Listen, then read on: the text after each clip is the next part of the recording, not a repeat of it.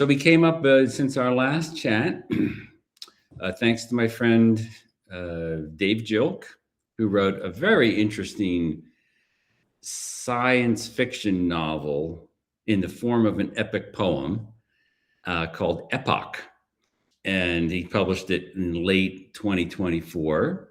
And it's about the emergence of AI, which at the time, was not as big a thing, but now it's a big thing. And it's about the emergence of the first truly AI that is self-conscious and acts like a person and all this kind of stuff, right? And the subtitle is a poetic sci-fi saga where psi is psy like psychology, and the phi is like phi as in philosophy, as it were. And that's the subtitle of his very nice epic poem. So we've decided to take that on. So this is Psy-Phi dialogue number 3 here with Peter and Adrian. So here we are. And I know we had come up with some ideas chatting around for things that we might want to talk about today. So what's on your mind? Well, I'm interested to talk with you about the mediaization of psychology and philosophy. Oh, okay. I think that kind of came up last time, and I think someone I know who listened to one of our casts here was curious about that too. My thoughts on that and your thoughts on that. So I think maybe that's how that came about. Reader response. Yes. We've got listeners here, so we've got to keep them happy. Yeah. Well, so one thing that has become popular in recent years is Stoicism. There's this kind of repopularization of Stoicism. Well, that's, I guess, assuming it was popular at some point in the past, which I guess I don't know, but you might know a little bit about that. So yeah, what are your thoughts about what happens, at least in that case, when you take Stoicism and then you popularize it? It comes to people through the internet, YouTube videos, and so on and so forth. Is there some kind of do you think that's a positive thing? Is there any negative aspects that happen in that process? Well, just on the Stoicism point, I don't know that any philosophy has ever been popular, but Stoicism certainly was quite common in ancient Rome. It started in ancient Greece. Zeno and Chrysippus and these people were kind of Zeno especially was, I believe, the founder of Stoicism, and he was influenced by Diogenes the Cynic and people like this. Diogenes lived in a bathtub or something like that out in the streets of Athens, and Stoicism was kind of like cynicism light. Now, this is cynicism in the ancient sense, not in the modern sense, okay? But then Stoicism became quite influential, especially in ancient Rome. Marcus Aurelius, who was the Roman emperor at some point, was a Stoic, and he has a famous book called The Meditations, which was not intended to be a book. It was really notes to himself that he wrote to kind of keep himself on the straight and narrow. So Stoicism was a big deal back in, 200 AD or something like that, when they were quite influential in, the circles of power and the generals and stuff like that. Let's be tough, let's be stoic, and go out there and conquer the world, which the Romans did at the time. So it had a time, and then it fell into disuse, of course, because all the philosophical schools were closed down by the Christians some hundreds of years later. And recently we've had this resurgence. Some of that I date to a guy named Stockdale. He was in the army. I can't remember if he was a general or what he was. And he was actually Ross Perot's running mate in 1988, right? Or was that I think it 92? Yeah, I think it 92. might have been 92. He was 92. So Stockdale had written this book about how Stoicism got him through being in a prison of war camp in Vietnam. Hmm. Hmm. And so Stoicism has kind of appealed to these folks going back to that time and before, um, who need to demonstrate courage and martial virtues in war and things like that, because you got to be tough. And Stoicism helps you get through those sorts of tough situations. Hmm. Hmm. Um, so I date it really to Stockdale, and that there was a little bit of a blip on the cultural screen, but of course this was in 1992. The internet existed, but it hadn't been commercialized yet, and there weren't things like social media and all that kind of stuff. So then you fast forward about 30 years or so, or at least 15 years, and for reasons that I have not delved into, Stoicism started to become more popular, right? So folks like Ryan Holiday and other people who have uh, kind of promoted Stoicism as a helpful philosophy in the difficult times that we're going through, Hmm. because things are kind of confusing. And then you've got the Broicism, which is appealing to men, right? And the men's movement, and another thing that I haven't kept track of. So you have the kind of confluence of events that's happened that has led people to be drawn to something like Stoicism as a guide to life, shall we say. Hmm. Now, I'm not a big fan of this sort of promotion of philosophical schools or psychological schools, or I think there's a kind of your daily hacks approach to how you're going to live your life. Oh, if you just do this or you just do that, then you'll be a happy person, or you'll be tough, or you'll be successful, or whatever the thing is that you're trying to achieve in life. And also, it kind of simplifies things. I know that when positive psychology came around, the existential psychologists and the humanist psychologists said, oh, these gratitude journals and stuff like that. This is a very simplification of kind of the tough issues, psychological issues that people face in life. And now you're kind of dumbing it down and saying, well, if you just keep a gratitude journal, you'll be a happy person.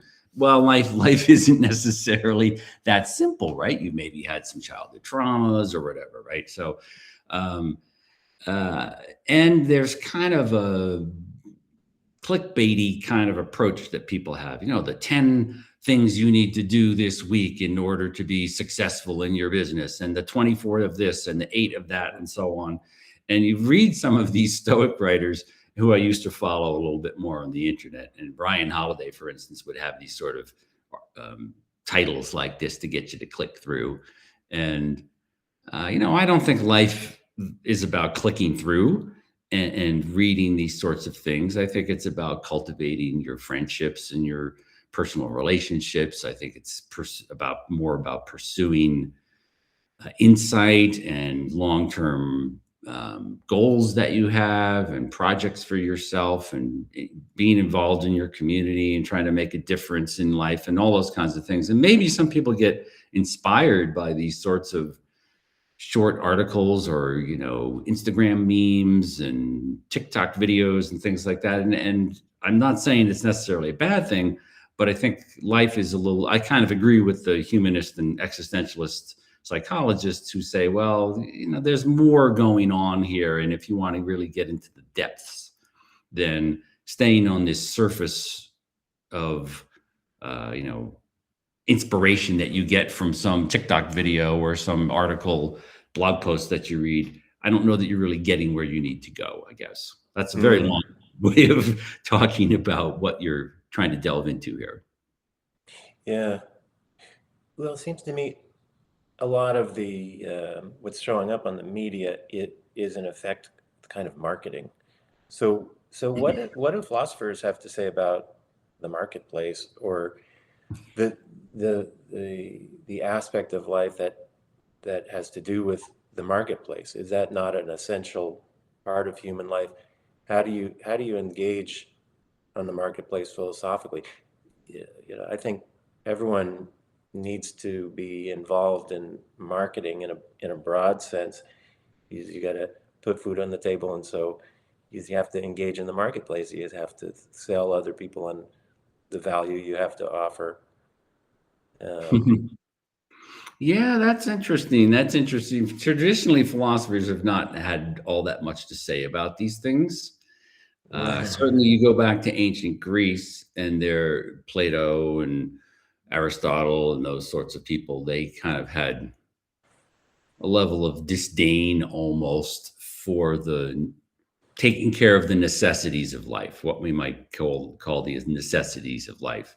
And a lot of them were aristocrats. So they didn't have to worry about making a living. They didn't have to go out and, be a, slaving away for the man in order to make enough money to have some time to reflect on things. They were aristocrats. Now, Socrates was different. So Socrates was a stonemason, and worked as a stonemason earlier in his life. Now, we don't actually know all that much about some of these characters because people weren't necessarily keeping track, and Socrates didn't write anything down. So there's stories about him, but they're usually about his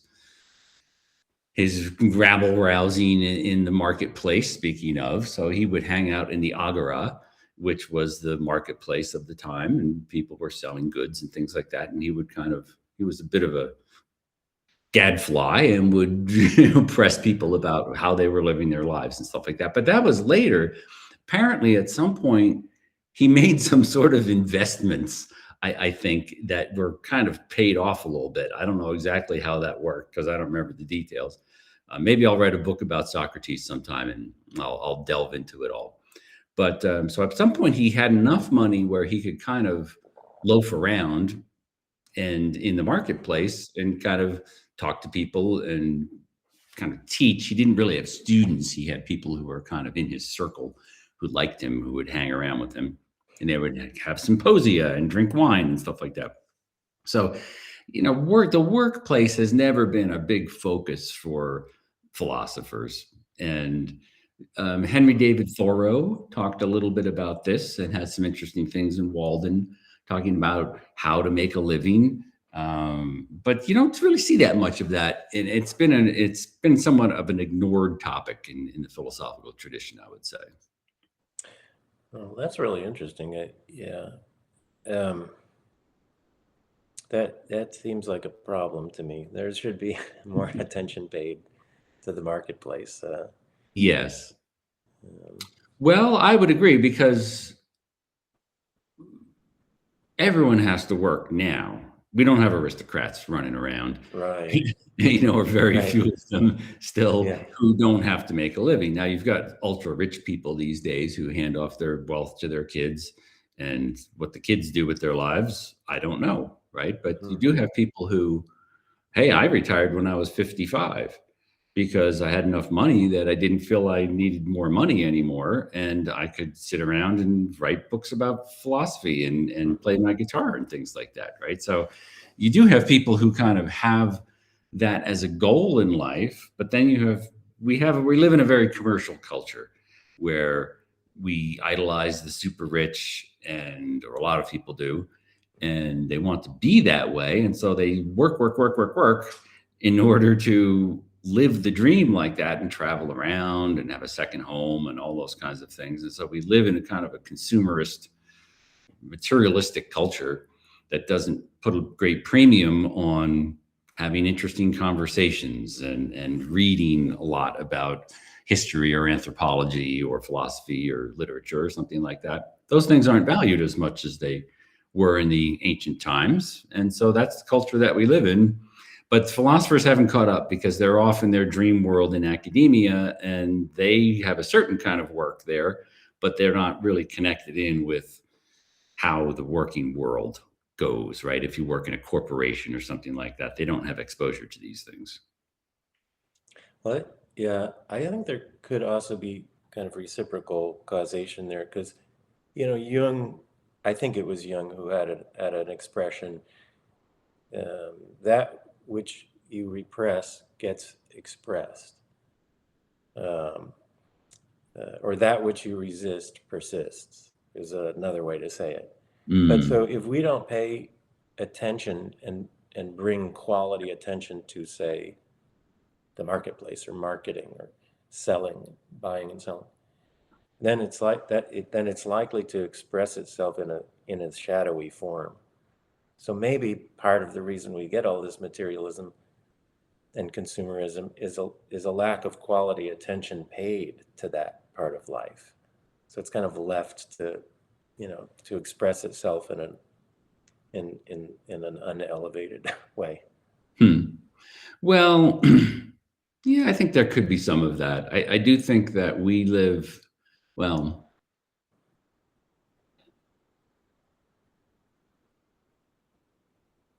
so you use the word sell, which I think is interesting Yeah. because, and we also have this idea of influencers these days, right? So people, there's a desire to be influential, which I think is not exactly a desire to be famous.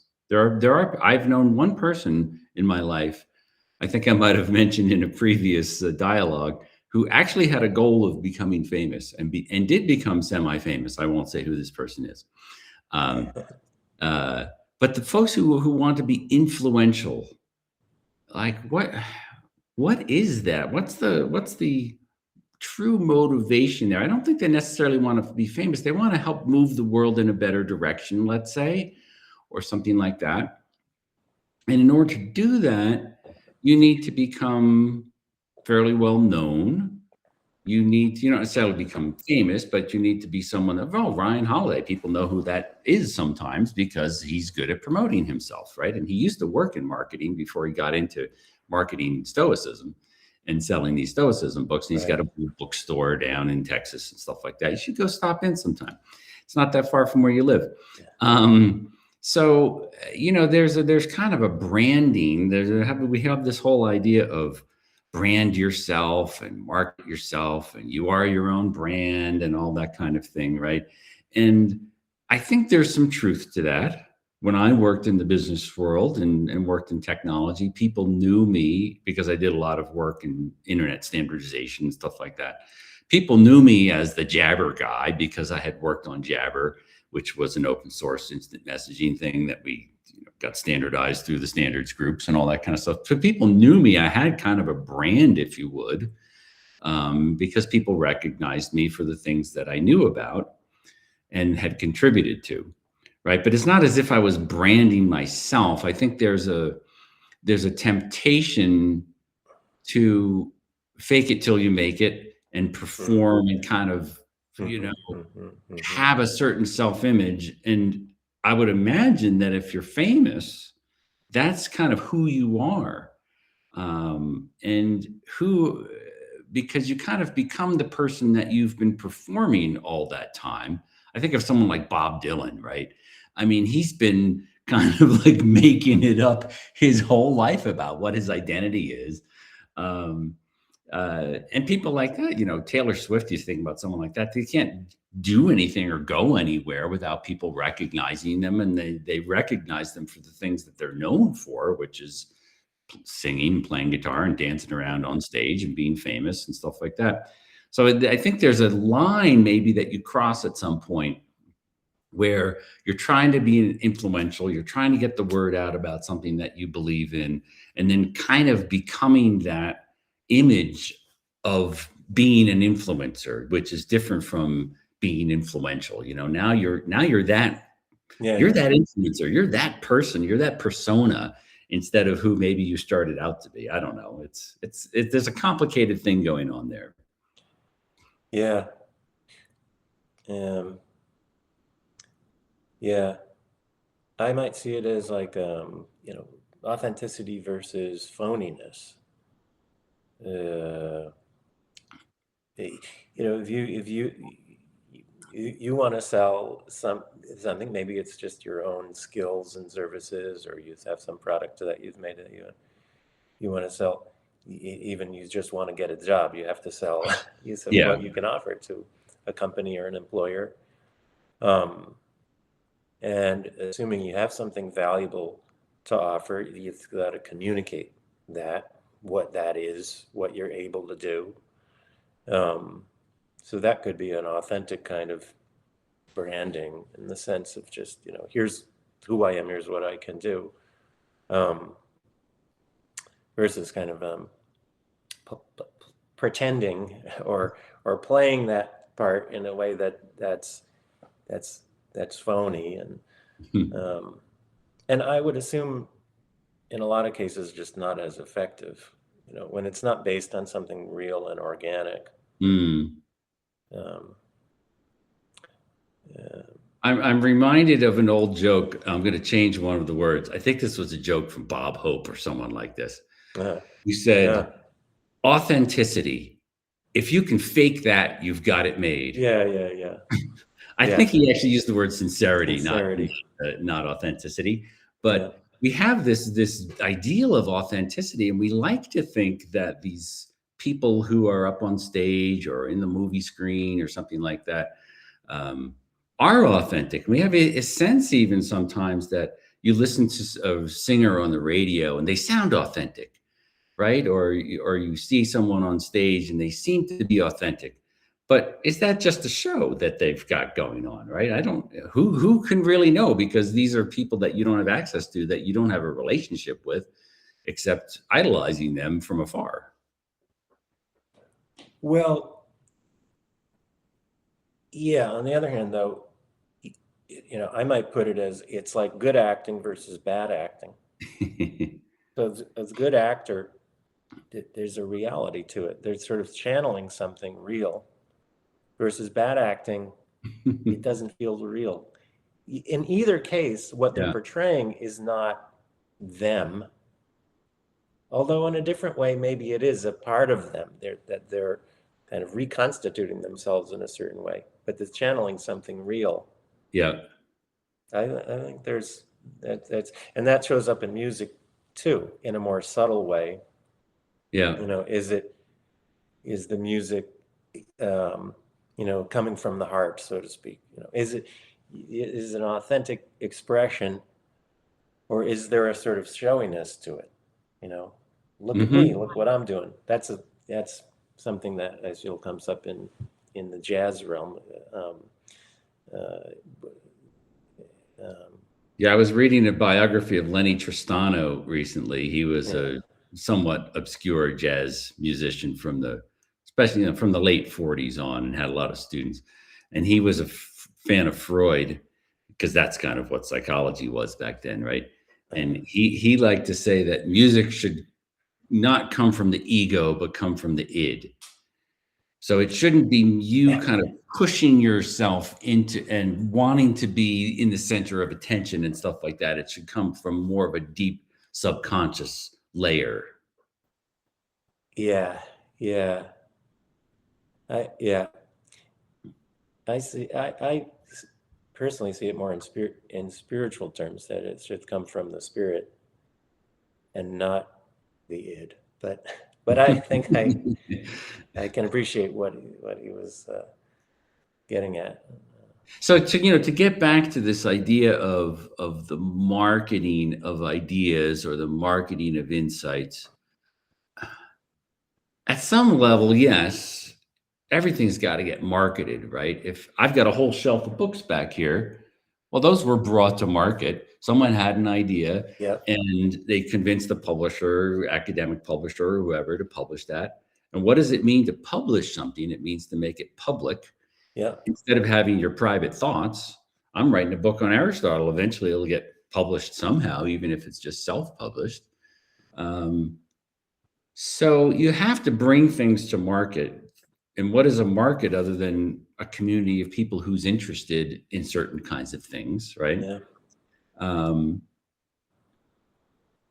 So there's always going to be some marketing at some level. Now, the question I think that we're kind of poking at from several different directions is that authentic? Does it come from a desire to help, or does it come from a desire to be well known, to be influential, to be a certain kind of person that is recognized? And has certain status in society, because so much of what we do in life is driven by status, or to make money. Hey, if I really promote myself, now I can sell more books, or maybe I could have a famous podcast, or maybe I could get an academic position, which isn't necessarily going to be monetarily exciting, but now I've got higher status in life and things like that. So I think there's different sorts of motivations behind why someone would engage in that sort of activity. And as I think we talked about maybe in our first dialogue, there's always the temptation of self-deception. So you think, oh, I'm really trying to help people, but at what point are you shading over into the shadow side of things, which is engaging in self-promotion for its own sake, or trying to become famous or influential for its own sake, instead of having that genuine, authentic desire to get some better viewpoints out there? And only you can tell, right? It's hard to really know when that line has been crossed, if it has. Yeah. Well, I think they may be. It's interesting you mentioned status. I'm currently reading a book actually by a guy named Will Storr. You hear of this?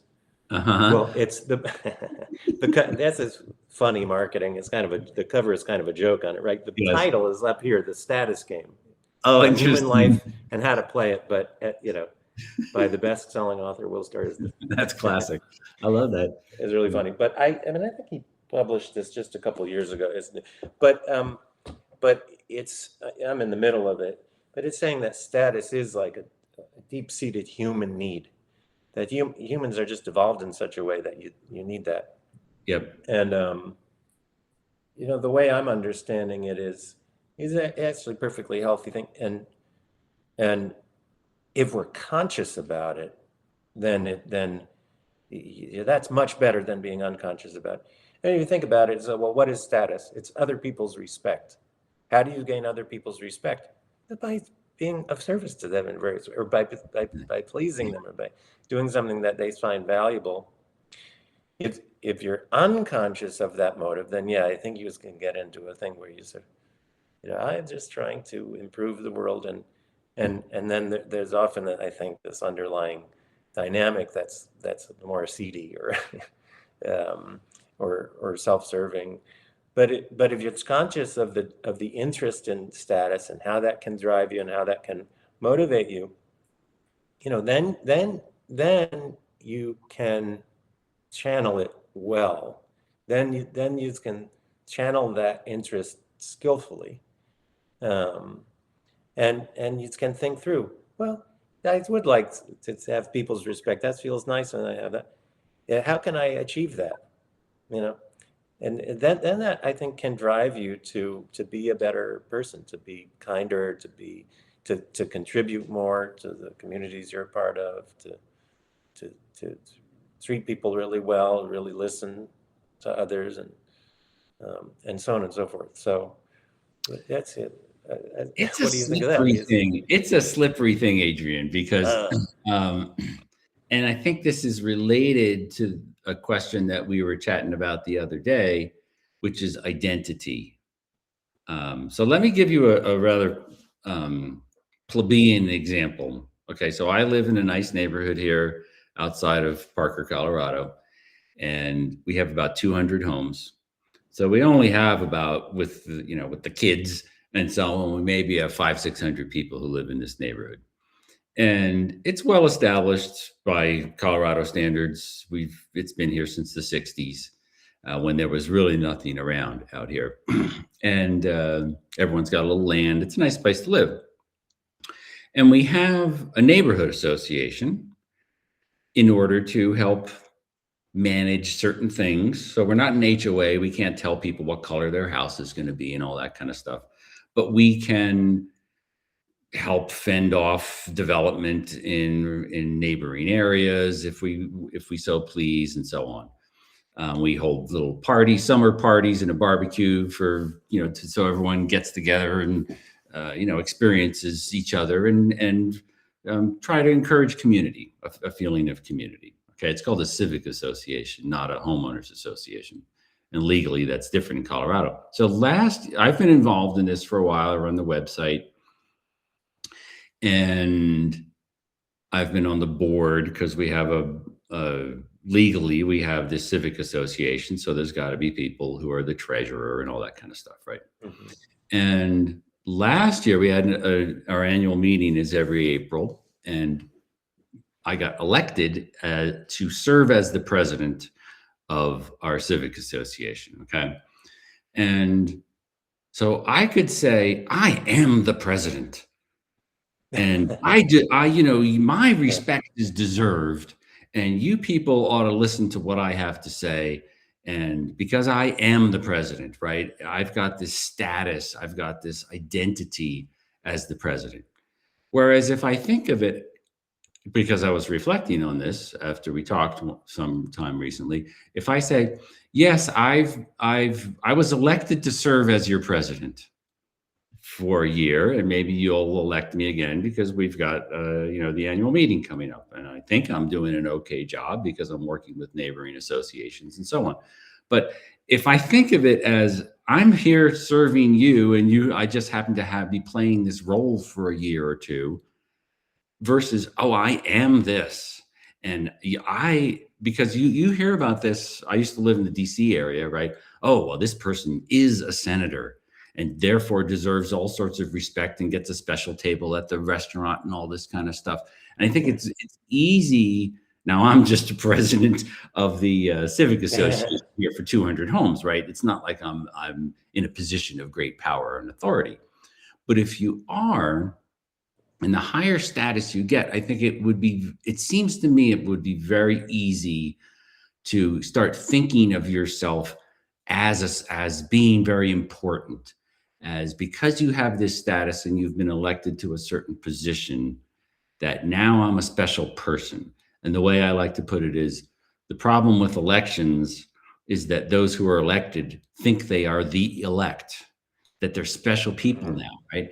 And so I think it's easy to make that transition and not realize it. And yes, you say, yeah, you need to be conscious that something like status is important to you, but I think it's hard to maintain that kind of awareness. Mhm. And what do you see as the alternative? Well, yeah. I'm not a big believer in power and status, right? So one of the things when I was in university, I was just kind of on the fast track to get a PhD and become a professor.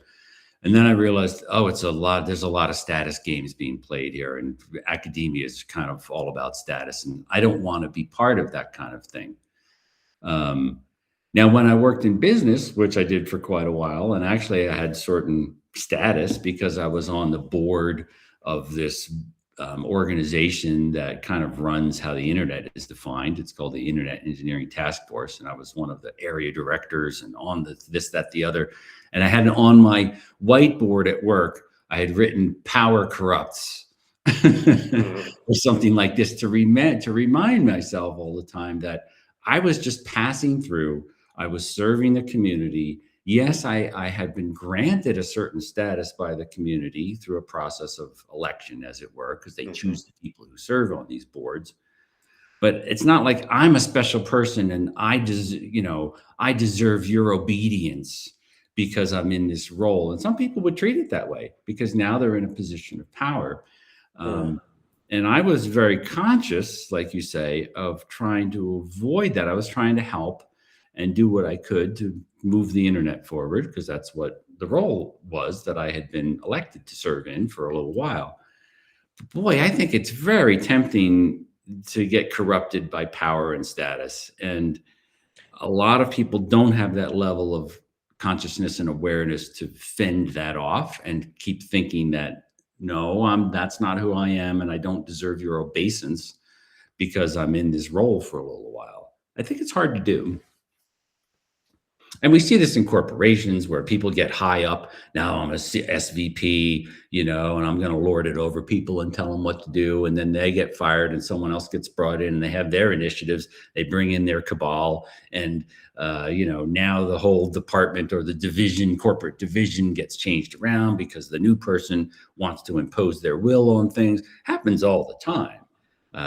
Power is something that flows around in organizations. And I've got more budget than you, and I've got more status than you. I've got the corner office and all those kinds of things. People who want to move up and climb the greasy pole tend to be people for whom that's an attractive proposition and don't have the level of consciousness that you're talking about. So it's complicated. Mm-hmm. Mm-hmm. Yeah. Yeah. I guess I see that kind of behavior as probably related more to unconsciousness of how much pleasure they're taking in the status. Yeah.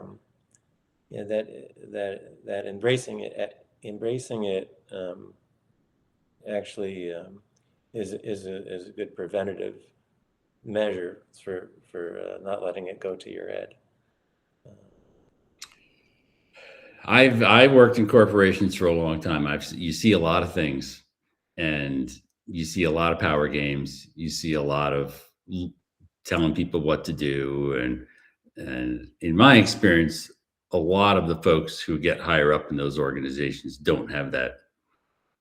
Aren't living an examined life, as Socrates would put it. Yeah, and aren't thinking about what they are and trying to give a good spell out exactly how they're living. Yeah. Well, yeah, exactly. I mean yeah. Yeah. So if they read a book on Stoicism, or they follow some, memes on TikTok, and now they think, oh yeah, this is telling me to be tough, or to tell my people to be tough and suck it up. And we got a death march to, get this product out the door, but I don't care. It can be a lot of this sort of marketing of things can be a way to justify how you already are, I think, instead of really thinking through who you should be. Mm-hmm, mm-hmm, mm-hmm. So, yeah, I don't want to sound too negative, because I do, it's good to think about how you live, but I'm not always convinced that the kind of marketing that people engage in to sell ideas is really helping people do that necessarily. It's giving you kind of these life hack, pat answers to things. Oh, yeah. Yeah, no, I could see that. And sometimes life hacks are good, right? You try something and you start keeping a gratitude journal, or you psych yourself up to exercise every morning, or whatever those things are. Sometimes those things, I'm not saying they're all a bad thing. Sometimes they're super helpful, right? They get you off the couch and doing things that maybe you should have been doing all along. So they're not necessarily a bad thing, but they've got their limits. Indeed. Yeah. Yeah. Well, that's something I'm probably more aware of in the psychology realm, and Sure. the way ideas that maybe evolved in the context of therapy or psychology and make their way out into the public, and is kind of popularized. So here's another thought, Adrian, because I used to work for organizations that needed to get the word out. Okay. And you see this often in nonprofits. So in nonprofits and corporations too, you want to get and for-profit corporations too, you want to get the word out about how your products or those sorts of things, right? And there's people who work in PR. There's people who work in marketing who are trying to get publicity, trying to get a news story, selling sort of a hook into what their product does, and then therefore they can convince someone to write a story about it or get into the news, right? And this is true even of things like scientific research and so on. But how are those people's jobs measured? especially in something like nonprofit. I used to work for an organization that had a nonprofit wing, and I would work with the people who worked on the nonprofit to try to get the word out about things that they were doing. Um, well, you kind of craft a story that sounds plausibly interesting, and you are out there on social media, or in the olden days, you would be sending out things on PR Newswire and stuff like that. And those people get measured by hits, they get measured by reads, they get measured by mentions, all those sorts of things, right? And so you kind of craft a story that sounds plausibly interesting, and it gets written about, and maybe it gets picked up by the New York Times, or it gets picked up by an industry magazine or something like that. And this is the same thing that you see in these studies that come out all the time. We have this like fascination with studies. Study reveals that eating grapefruit every morning will improve your health, right? Or eat more fish, or whatever it is. And the same thing we see for psychology, right? Like, have more friends. If you get together with your friend, one friend a week, then you'll be a happier person. Or if you keep a gratitude journal and every night, you'll be a happier person. All this kind of stuff. And there's studies which typically are not duplicated or replicated, but they get attention. And then someone does another study 5 years later showing that actually that effect really was not statistically significant, or that effect didn't actually come through, or the study was poorly run in the first place, and so on down the line, right? The whole replication crisis.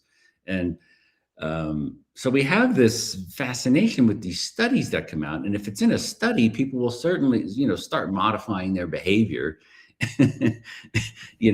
because some psychologist did some study, but it actually turns out to be not really quite real.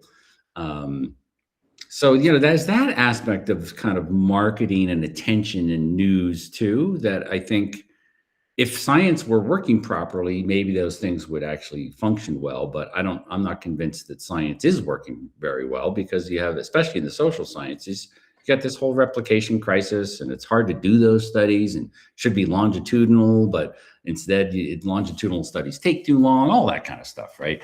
So in psychology, especially, I see this kind of thing a lot, and you probably see it more than I do.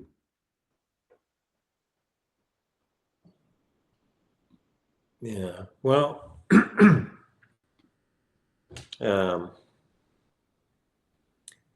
I'm probably more aware of the more psychotherapy oriented things that Mhm. kind of become, popularized, than the straight, sort of research psychology Mm. stuff. Um, and yeah, there seems to be a kind of simplification that occurs, um, um, and certain ideas are in there that may be part of the part of the broader culture. Mm.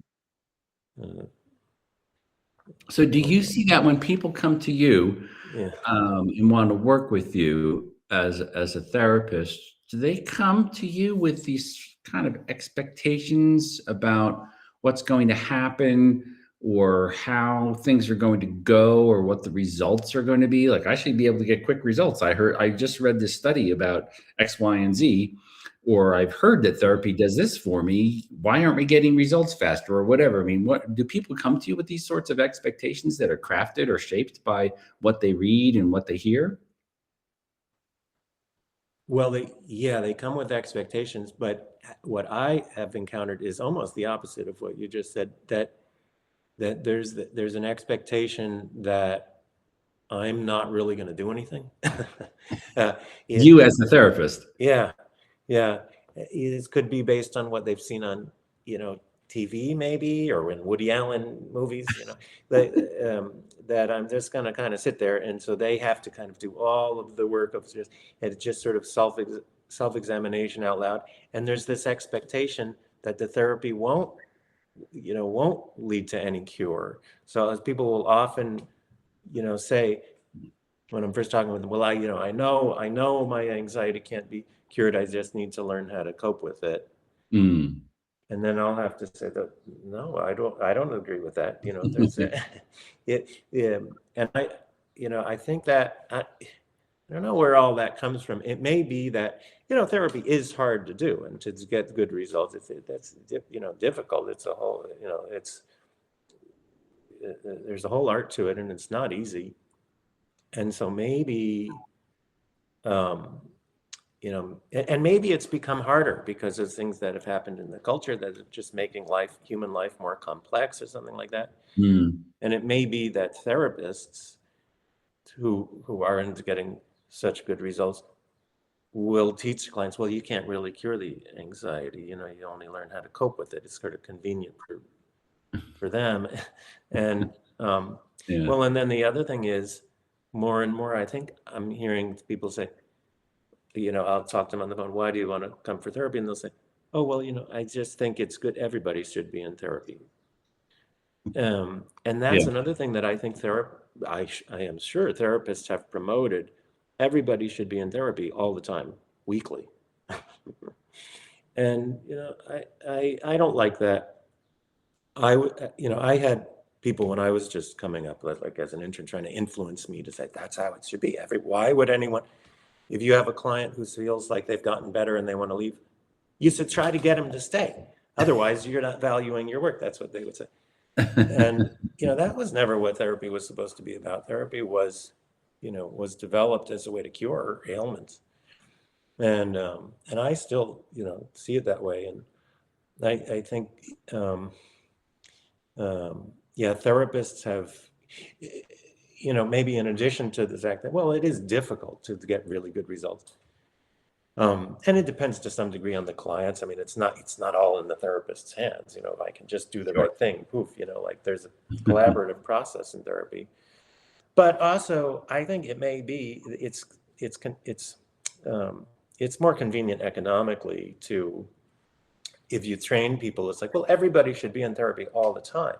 Then once you get a certain number of clients in, you can kind of rest easy. You don't need to do as much marketing Right. because they get new clients in, because clients are getting better and they don't need the therapy anymore. So you stop doing therapy with them. Um, um, so yeah, I have strong feelings about all that kind of stuff, because I don't think it's good for people. This idea, well, you used to be in therapy all the time. And, you'll have situations where, and I've seen this happen, if someone goes to therapy and they get better and they're like, I don't think I need the therapy anymore. And then the therapist will pressure them to say, no, you should really stay in there, but why are you wanting to leave? It's like, what are you avoiding? And I Yeah. find that really nasty. And I think that's harmful to people. Yeah. And yeah, to some degree, I think it's coming from business and marketing considerations that maybe, therapists are especially prone, people who are drawn to the therapy field are especially prone to be like, well, I don't want to be engaged in business. That's sort of like, but I think maybe it's better to be, to be conscious of, like, you are doing business. How do you want to do it? What does it mean to do business as a therapist with integrity? Yeah. And yeah, I'll just say one more thing. I had a mentor years ago who said, and I didn't fully understand it at the time, but it eventually made sense to me. She said that, the idea of people coming into therapy once a week for 15-minute sessions is a business model. It's not a clinical model. And what she meant by that was, there's no clinical reason why that would be the best way to go. It might really make sense. If you were only thinking clinically, you might meet with someone for an hour and 20 minutes and then say, figure out when would you want to come in next, and maybe they'll come back in 2 weeks, but then maybe you see them a few days after that. If you were only thinking clinically, you wouldn't say 50 minutes once a week for starters, at least. Yep. But in running a practice, you may kind of need to have certain, ways that you do things so that you can operate, So Yes. that's not, you have to deal with those sorts of concerns. But the issue of everybody should be in therapy once a week forever, I really disagree with. And I think that's coming from more of a business interest than an interest in really serving people properly therapeutically. Mm-hmm, mm-hmm, mm-hmm. That was a little bit of a rant, perhaps. Oh, rants are okay. We're not shouting and throwing things here. We're just, expressing our strong, principled objections to certain things, I suppose. And I'm not a very angry person, although I used to be back in the day. But that's another topic. So you talked about healing, and I'm very interested in this because if you look back at Epicurus, ancient philosophers, Epicurus is a famous quote from Epicurus. I might not get it right, but he said something like, a philosophy that doesn't heal is just as bad as a philosopher who doesn't heal is as bad as a doctor who doesn't heal, or something like that. I translated some Epicurus, so I should know exactly what it is, but I don't remember exactly. But that's the general idea. Yeah. And he was not alone in that. That was kind of a model for the Stoics as well. Yeah. That there are problems, there are challenges in life. The big one for Epicurus was death and the fear of death. And he tried to help people overcome that. Kind of almost in a kind of an existentialist way. I think actually Irving Yalom was kind of influenced by Epicurus in this way. So I'm interested in, but philosophers gave this up long ago, to do this sort of helping people because they went off into space and were working on problems that didn't actually help people in the real world. And that's maybe partly why psychology became successful in the 20th century, because philosophers gave it up. So, this question of what are you healing? How do we know what to heal? What the problem is? There's a whole kind of medicalization. And we always try to have an hour conversation, and this sounds like a whole topic for a whole thing. But this idea of, and here we have our little, not a business model, but we kind of keep it to an hour. So this idea that there's a diagnosis and a problem to be solved, and a disease to be healed, or these kinds of things, seems to be a very prevalent thing in psychology. And I'm kind of curious, just as a start, and maybe we'll explore this in a future dialogue. Do you agree with that? Like, where did that come from? Did it come from kind of, medicine envy, that we're going to be like a medical doctors and stuff like that? This whole idea of diagnosis and healing psychologically, where did that come from? Do you think it's a valid thing? Yeah. Well, understood in a certain way, I think it's valid. But yeah, where did it come from? Well, the first psychotherapists were medical doctors, neurologists. Freud, for example, was a neurologist, and he had a mentor named Joseph Breuer, who I believe was also a neurologist. And it was Breuer who initially came up with the so-called talking cure.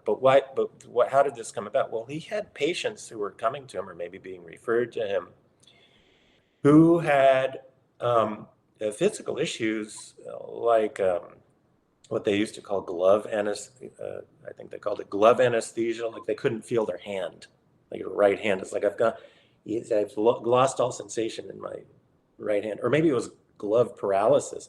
The paralysis was one of the things that could happen. It's like I've lost the ability to use my right arm, or sometimes I think blindness was something that people would come and have gone blind.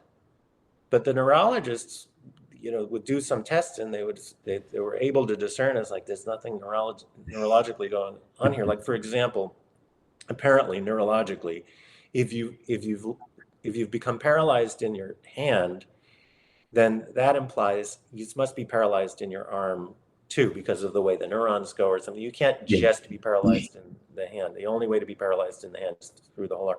But they could move their arm, they just couldn't move their hand. So that's why the neurologist would scratch their heads and say something. There doesn't seem to be a neurological problem here. And so it was deemed at a certain point psychological, based on how a cure would come about. And that was what Breuer had figured out. He was get people to talk about things. Yeah. And this was in the Victorian era. So they would talk about sexual things that, you didn't talk about in polite society, but there was various, people that had various conflicts that they would talk about. And then it would say, oh, I can move my hand again, Yeah. or I can see. it's strange now, like 150 years later, or whatever it is, that it's like, were people really getting those types of symptoms? They would get those types of symptoms. It may be that nowadays those types of symptoms have kind of shifted to, for example, maybe certain forms of back pain might have a similar etiology. There was a doctor named John Sarno who was treating back pain in New York City, and he was like, doctors are getting terrible results treating back pain. It's like so many people come and doctors would say, oh, it's because of a slipped disc, for example, but half of all people who have slipped discs do not have back pain. So logically, it's like that can't be a sufficient explanation. And John Sarno knew psychoanalysts in New York City who said, a long time ago, people would get physical symptoms that had to do with psychological dynamic. And Sarno got interested in this, and he started teaching people, say, the back pain could be due to repression of anger. He focused on anger for whatever reason, and people started having cure of their back pain. And he was getting like a 95% cure rate, which was unheard of with respect to back pain, by doing basically lectures and teaching people, this can happen where, a physical pain is generated in the body. It's not all in your head. It's not a hallucination. There is true pain, but it's the organism is creating this pain to distract from potentially a more psychologically threatening feeling like anger. But if you can become aware of that and turn your attention to what's going on emotionally, the pain will go. And a lot of people found that did really help. People have read his book and gotten cured of various physical symptoms. So in any event, so that's how that evolved. People were coming with medical complaints, and it was found that talking about these things would resolve those complaints. So that's how Freud then got into this sort of psychoanalytic method of kind of trying to bring consciousness to unconscious emotional dynamics. So I think it's reasonable to say, we get psychological symptoms. In other words, there's signs that something is out of balance. It's just like a physical symptom.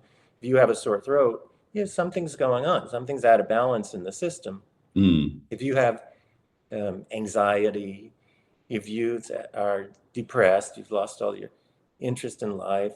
If you're walking around with resentment all the time, you're always mad. You feel alienated from everybody else. You feel like you can't really connect with other people. And a handful of other things that people come complaining about. I think it's fair to see that as a symptom. It's like there's something out of balance here. And then there are things that can be done to get the system back into balance. Now, how that's seen, I have a lot to say about how that's understood. I think it's common nowadays. I imagine because the way of thinking culturally is so materialistic. There's this idea, it's like, well, everything stems from the material level. And the material level works like a billiard board, billiard table. Yes. Cause and effect, simple cause and effect. And so therefore that gets kind of imposed upon everything. So you say, if I have anxiety, if I'm resentful, there must be some physical condition that's causing that. That's kind of just an assumption that's made. Yeah. So people will say, why do I have anxiety? Because I have an anxiety disorder. What's an anxiety disorder? Well, it's some underlying condition. I think people are typically in some underlying physical condition. And yet, anxiety disorders are not diagnosed with a brain scan or a blood test or anything like that. You just take a symptom inventory, basically. Yeah. I mean, it basically reduces to like, do you feel anxiety, fairly regularly? Yes. Okay, that's an anxiety disorder. So the psychological diagnoses are syndromal diagnoses. I think that's so important for people to understand. They're syndromal, which means they're just naming the symptoms. Yeah. Because like if you go to a physician and you say, I have a sore throat, they might be able to do a test and say, oh, you have a virus. So that's not a syndromal diagnosis. You have a viral infection. That's an explanatory diagnosis. But if you go to a doctor and say, I've been getting migraine headaches, the diagnosis is going to be migraine headaches. That's a syndromal diagnosis. It's just naming the symptoms. And the psychological diagnoses, that's what they are. An anxiety disorder just says this person's having anxiety. So they don't really explain anything. You then have to come to understand, well, what is it? What does anxiety, or there's different forms of anxiety, I would say, but what might that represent? What is that? What part of the self is relevant to anxiety? And there's a certain way that I look at that, which is that there are underlying character functions that will generate different symptoms when they're out of balance, or when they're out of coordination. I know I can say more about that, but that's how I think about, diagnosis and the idea of symptoms, and the kind of medical model, which people say medical model and they associate it with sort of modern reductionist materialism. Yeah. But if you think in terms of medicine more broadly, it doesn't have to be that way. I mean, the medicine, the medicine practitioners of old had a much more holistic orientation. Wow, there's a lot here, Adrian, to talk about and think about. So we're gonna have to do that in Psy-Phi dialogue number 4, because this whole idea of holism and the person, you talked about the system, I think about the person, right? That there's all sorts of aspects of life. Maybe you've got back pain because your boss is so nasty or something like that, right? Or you have trouble at home because you've got difficulties at work. You can bring things from one part of life to the other and all that kind of stuff. We're complicated beings. So yes, there's a lot of complexity about figuring those things out. And this is, I'm glad there are people like you who do this sort of thing. Oh, well, yeah, no, it is definitely complex. And yeah, as an individual therapist, like, I might be prone to see things in a more individual, way. But yeah, I agree that what's going on in this, the level of the social system and the family system, the broader community, the societal system, it's all relevant. Perhaps even broader aspects of the cosmos that we're not, that we don't know so much about. Our understanding is always limited. Yeah, I'd like to talk about that next time, because the whole idea of balance and different parts of life that we were talking about work earlier, but that's just one part of life, right? There's your friends, and maybe you're having trouble with your spouse, or all those things interact and impact who you are and how you try to get through life, and the struggles that you're having, and who you want to talk to, and try to figure those things out. And like you say, sometimes they manifest themselves somatically, or they manifest themselves with talking back to people at work, or struggling with this, that, the other. It's fascinating topics. Yeah. And everyone struggles with those at different times of life, because no one's life is going perfectly in all those different swim lanes, right? Yeah. All at once. It's very, very rare that happens. So. Yep. I think that's true. Yeah. I'm not aware of anyone who's somehow managed to, to get through life in a state of perfection.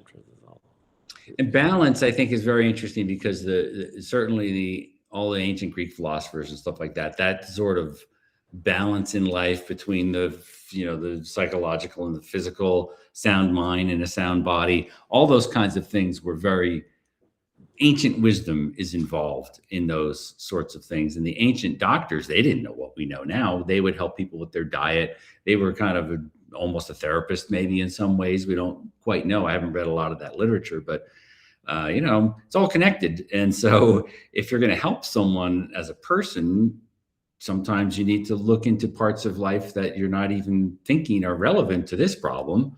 Like anger and back pain or something. Yeah. Oh, yes. Yeah. So those are some fun topics to try to talk about next time. Yeah, indeed. And related to that, another thing we didn't get to today, but I think will tie in nicely with that topic, is this concept of happiness. Yeah. And what do philosophers have to say about happiness? I keep wanting to hear more from you about that, but So we'll use that as a teaser. Maybe that's a good little marketing. Okay, a little marketing. Yeah, we're such good marketers here. But yeah, I think though that's connected in too because well, anyway, I won't get into the whole thing. I've been writing a book on Aristotle's views on happiness, so I can certainly pull that in next time. But yeah, the whole concept of balance and the different parts of life that you need to have some success in order to feel like you've had a fulfilling existence on the planet here. Yes. All those kinds of things would be very interesting to delve into. So we should do that next time. I like it.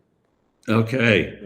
All right, Adrian. Sci-Fi dialogue number 3 is in the books, and maybe we've been doing this about the same time every month. It seems about sort of later in the month. So maybe we'll try to schedule something again, maybe in about 4 or 5 weeks or something like that, toward the middle or the end of April. We'll talk and then we'll post about it on our little Substacks and we'll have another chat. Sounds good to me. All right, Adrian. As always. Yeah, it's a pleasure as always. And we'll talk again. All righty. Good to see you, Peter. All right. Be well. You too.